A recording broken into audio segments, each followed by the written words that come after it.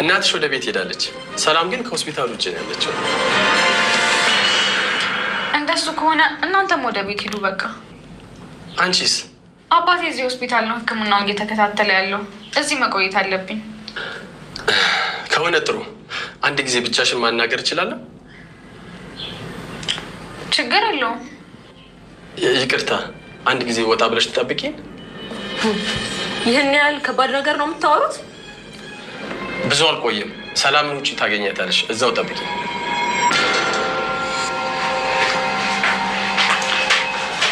ምን ነው ጋሼ? አባትሽ እዚህ ከሆኑ ማየት እችላለሁ? ለምን? አባትሽን በጣም እንደምትወጃቸው ሰላምና ምናሴ ነግረውኛል።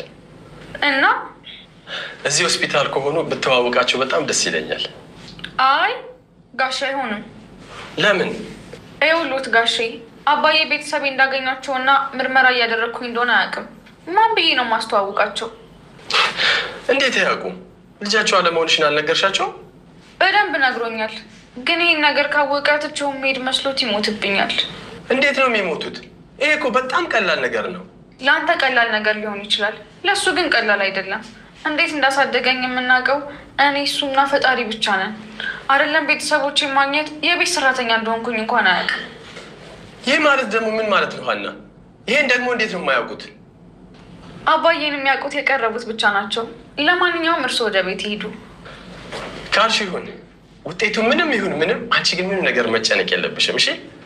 እኔ አባዬ እያለልኝ ለምንም ነገር ተጨንቄ አላውቅም። እኔ እውነቱን ለማወቅ እንጂ ቤተሰብ ፍለጋ አይደለም የመጣሁት። እኔ ከቤተሰብ በላይ የሆነ አባት ነው ያለኝ። ቻው ጋሼ።